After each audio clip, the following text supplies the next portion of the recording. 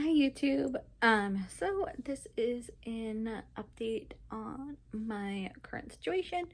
So in my last video, of my IVF journey, my infertility journey, I had a miscarriage.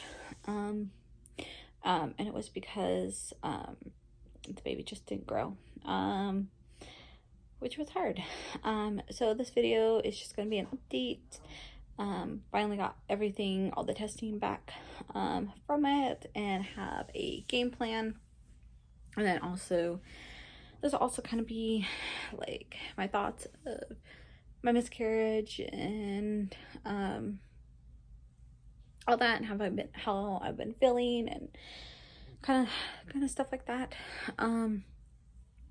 So today I had an appointment with my doctor about all the test results. So the testing did show that the embryo was in fact normal. It was genetically normal.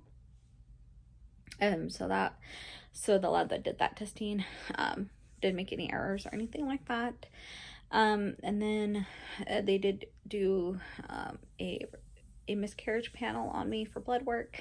All that came back normal. So it looks like the I'm sorry, just getting more comfortable. So it looks like the miscarriage was just dumb, just bad luck, honestly, which sucks in a way, because that just means like we did everything we could, everything was perfect, it just didn't work.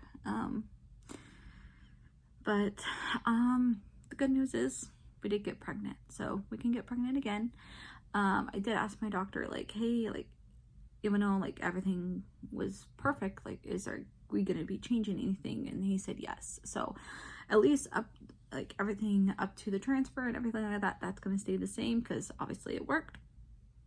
But when I do get my next positive, he's going to add a supplement or some kind of medicine that's usually they give to people with autoimmune disease, just as a precaution, I guess, just to see, hey, like, it's just one thing to try, it won't hurt anything. So, and that way he's like, that way, you know, if it doesn't, you know, we're not like, hey, maybe, like, there's no like what ifs, like what if we did try it and stuff like that. So that's good. Now we did talk a little bit about next cycle, because we only have one embryo left.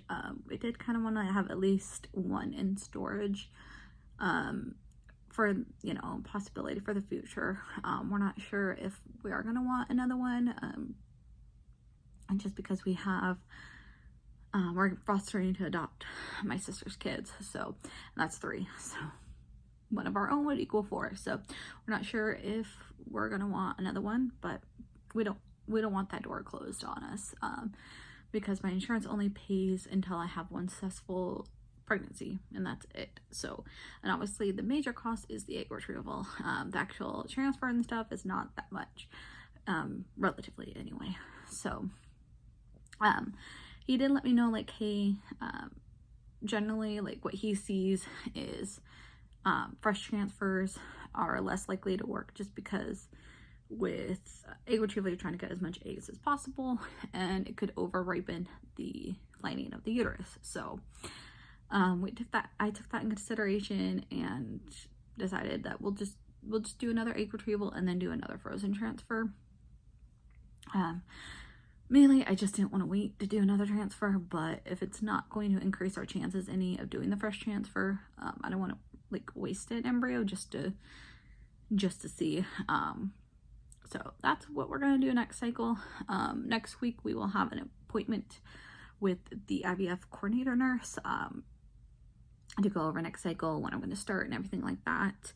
I know I'm probably going to have to do birth control for a few weeks and all that, like always. So it's probably going to be out. So probably that I'm guessing the egg retrieval is probably not going to happen until February, which obviously, you know, pushes everything back, but it's okay. I'm fine with it. It is what it is. I'm not, you know, I am trying to be patient, and let things fall where they fall. Now an update about the miscarriage. They are following my HCG all the way down to 0. Last week it was at 37, so I had to go in today to get another blood draw, and then we'll go from there. They haven't called me today about that, but I'm hoping it is at a 0, and I'm hoping my IVF nurse calls. Usually she'll call me with the blood result unless she's busy, so I'm gonna ask her if they want me to start birth control now in preparation for my next cycle, or just to kind of wait until my plan of care appointment.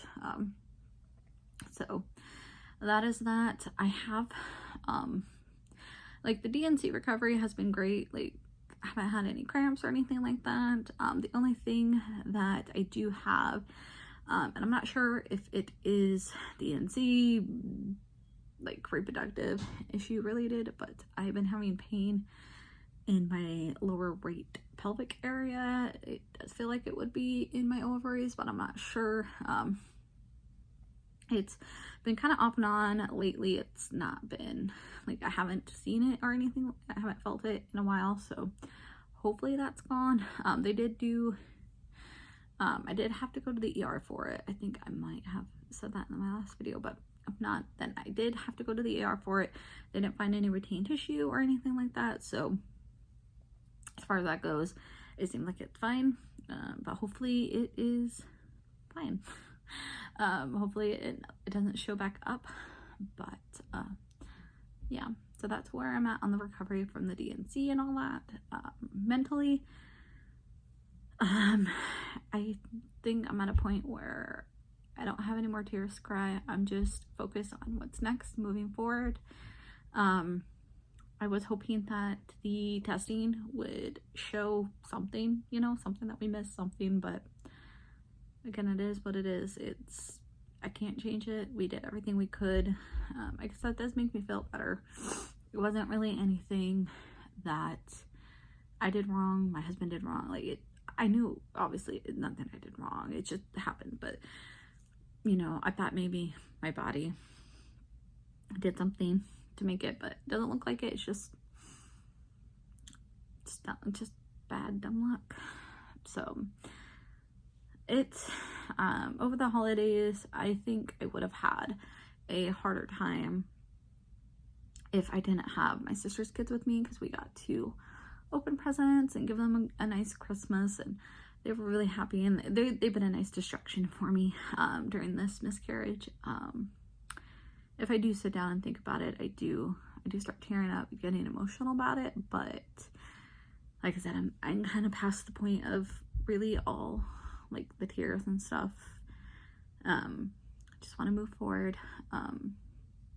It definitely has been the hardest part of this whole process, but in the future, when I do get pregnant again, this miscarriage has jaded me a little bit. I won't be able to be excited or really get excited or be happy. I'll just be scared when I see that positive, because I was so happy when I got that positive last time, and just for it to all come crashing down, and it sucks.